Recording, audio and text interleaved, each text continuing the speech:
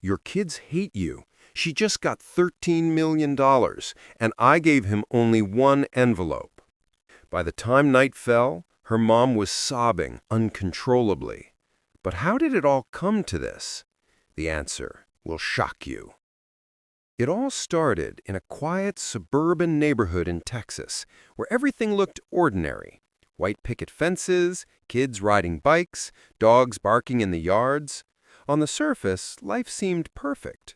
But inside one of those neat little houses, tensions were boiling. Emma was 16. Outwardly, she was cheerful, bright, and full of promise. But at home, things were different. Her relationship with her parents had slowly deteriorated. Her father, Richard, was always busy with work, rarely noticing the small victories or the struggles of his own daughter. Her mother, Karen, tried to hold things together, but the constant arguments, slammed doors, and silent dinners had worn her down. Emma felt unseen, unheard, and increasingly angry. Then there was Marcus, Emma's older brother. Unlike Emma, he seemed to thrive under their father's stern rules. He got praise for good grades and sports. But he, too, carried his own resentments that simmered quietly. Family dinners were tense. Conversations were short and clipped. It was as if everyone was walking on eggshells, waiting for the next explosion. One rainy afternoon, a letter arrived that would change everything. The envelope was thick and heavy, with no return address. Karen was the first to notice it. She hesitated for a moment, then handed it to Richard. "Just open it," she said, her voice barely above a whisper. Richard tore it open. Inside was a single sheet of paper and a key. His eyes widened as he read the contents. It wasn't a bill, a summons, or anything ordinary. It was an offer, a proposal so strange, so daring, that Richard didn't know what to think. The letter promised a chance to fix everything or destroy it. It mentioned a certain sum of money, an opportunity for one family member, and a choice that could not be reversed. Emma, curious, hovered nearby, sensing that something important was happening. "What is it?" she asked, but her father's face was unreadable. Karen could see the tension building in the room. Before we continue, please subscribe to the channel and write in the comments about which country you're watching this video from. Enjoy the story. As the afternoon turned into evening, the family sat in silence, each lost in their thoughts. Richard finally spoke, his voice tight and deliberate. "We need to decide tonight." The envelope seemed to hold more power than any of them could have imagined. Emma's frustration with her parents made her skeptical. Marcus eyed it with suspicion. Karen felt a knot in her stomach. They didn't yet understand how this single piece of paper could upend their lives. Outside, the rain fell harder, drumming against the windows like a warning. Emma looked at the key again. Who had sent it? Why them? And why did it feel like the first step in a story that none of them could control? Something was coming, and by the end of that night, no one would be the same. The night was heavy with silence. Rain hammered against the windows as if demanding answers that no one yet had. Richard placed the envelope carefully on the kitchen table. It felt heavier than paper should. Emma leaned forward, curiosity sharp in her eyes, while Marcus crossed his arms, skeptical and defensive. Karen sat quietly, her hands trembling slightly as she tried to keep her composure. Richard finally made a decision. "Tomorrow, one of us will go to the bank. We'll decide who that person is tonight." His voice was firm, but the tension in the room betrayed him. The family tried to act normal, but normal had disappeared long ago. Conversations were awkward, glances were sharp, and the hum of the refrigerator sounded louder than it should. Emma kept staring at the envelope. She wondered, if she went, could this finally change how her parents saw her, or would it just make everything worse? Hours passed. The rain slowed to a drizzle, but inside the house, the storm was far from over. Then a sudden sound made all of them jump, A quiet knock at the door. No one had expected visitors. Richard hesitated before opening it. A small, elderly woman stood there, soaked from the rain, holding a folded piece of paper. She didn't say a word, just handed it to Richard. He opened it with shaking hands. The note read only, "Choices have consequences. Choose wisely or lose everything." Emma's stomach sank. This was no longer just about money. This was a test none of them had agreed to, yet one they were now trapped in. Karen could no longer hide her fear. "What if this ruins us?" she whispered, tears forming in her eyes. Richard looked at his children. He could see the mix of fear, anger, and anticipation mirrored in their faces. For the first time, he realized that this envelope had the power to reveal truths about his family that no one wanted to see. By the time they all went to bed that night, none of them slept. The rain had stopped, but the storm inside the house was just beginning. Every glance at the envelope, every thought of the money, every fear of betrayal, it all built up, silent and terrifying.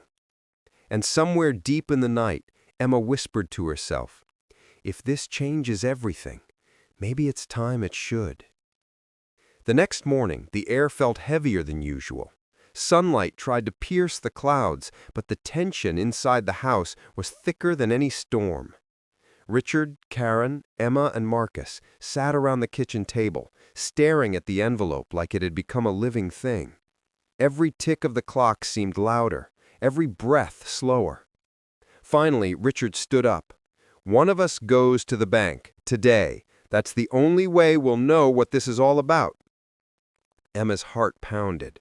She had decided part of her wanted to take the chance, to prove herself, to see if maybe, just maybe, she could finally feel noticed by her parents. Marcus shook his head. "I'm not going. This is weird. Something feels dangerous." Karen looked at Emma, then at Richard. She knew this was more than just money. It was about power, about choices, about revealing who they really were when faced with temptation. And now she realized someone had to go. Someone had to make the first move. Emma's hand hovered over the envelope. Her pulse was rapid, every instinct screaming at her to hesitate. But then she made her decision. Quietly, she said, "I'll go." Richard looked at her, startled. "Are you sure?" "I have to. I need to know." So Emma left the house with the envelope in her hand, the key tucked into her pocket. The drive to the bank was short, but every second felt like an eternity. She kept glancing at the envelope, wondering if opening it would change everything or destroy it. The bank was nearly empty, just a few tellers behind glass and the low hum of fluorescent lights. Emma approached the manager's desk and handed over the envelope. The manager's eyes widened slightly, but he said nothing. Instead, he led her to a small private room in the back. Inside the room was a safe, locked and unassuming, yet somehow intimidating. Emma inserted the key. It fit perfectly. The lock clicked, echoing through the room like a gunshot. Her hand shook as she opened the door. Inside the safe was a single, thick envelope, marked with her name in elegant handwriting. Emma opened it. Her eyes widened as she saw the contents. Cash, yes, more than she could ever imagine, and a second letter. But it wasn't just money. The letter described terms she didn't expect. The money could be hers, but only if she agreed to a condition. She had to reveal a truth about her family, something hidden and painful. The envelope wasn't just a gift, it was a test of honesty, courage, and trust. Emma's mind raced. Should she tell the truth or take the money and keep the secret? She could feel the weight of her family's eyes, even though they weren't there. The silence of the house, the arguments of the past, the years of being ignored, all of it pressed down on her. Finally, she made her choice. She picked up the phone and called her mother. "Mom, we need to talk. Everything you think you know, it's time you hear it." By the time Emma returned home that evening, the atmosphere had shifted. Karen was waiting, a strange mixture of dread and hope in her eyes. Marcus didn't say a word, but his glare told Emma everything. And then, as night fell, Karen opened her arms and sobbed. Sobbing not just for what had been revealed, but for the years lost, the misunderstandings, and the family that was suddenly hanging by a fragile thread. The envelope had changed everything, but the night was far from over. The house was quiet that night, but the silence was heavy, almost suffocating. Emma had returned from the bank, the envelope still clutched tightly in her hand, and the weight of the truth she carried pressed down on her like a storm cloud. Karen sat on the couch, hands trembling, as if anticipating the revelation. Marcus remained standing, arms crossed, his eyes sharp and calculating. And Richard sat frozen, staring at the floor, unsure of what he would do next. Emma took a deep breath. She had rehearsed these words over and over in her mind, but the moment had arrived, and it felt impossible. "Mom, Dad, there's something you need to know," she began, her voice shaking. Karen's face went pale, and Marcus's brow furrowed. "What is it?" Karen asked, almost afraid to hear the answer. Emma opened the envelope she had taken from the safe and pulled out the letter. She read aloud the words inside, words that revealed a secret Richard had tried to bury for years, a business decision that had gone wrong, a financial betrayal, and a lie that had been quietly festering under the surface. And then came the biggest shock, a confession from Richard about favoritism, a truth Marcus and Emma had suspected but had never been able to confirm. The room went silent. Karen's hands flew to her mouth. Marcus's jaw tightened. Richard tried to speak, but no words came out. The truth had hit like a physical blow. Then Emma did something unexpected. She looked at her father and said, "I know this is hard to hear, Dad, but hiding it only made things worse. The envelope, the money, it's not just about the cash. It's about honesty, about trust, about us being a family." Richard's eyes filled with tears. He'd never seen Emma speak like this, never with such courage, such determination. And yet the words of the letter left him trapped. If he admitted everything, the consequences could be devastating, not just financially, but emotionally. If he lied, he risked losing his family completely. Karen finally broke down, sobbing uncontrollably. She'd always protected her children, had always tried to keep the family together, but this was beyond anything she had imagined. "I can't believe it. All these years," she whispered, shaking her head. "All this time, and we were blind." Marcus, still silent, finally spoke. "So, this is real? Everything she said? Why didn't you tell us?" Richard looked at his children, then at his wife, and the walls he had built around himself began to crumble. The envelope had forced him into a corner, and now there was no escape. By midweek, the pressure became almost unbearable. Requests kept coming from media outlets, researchers, and companies.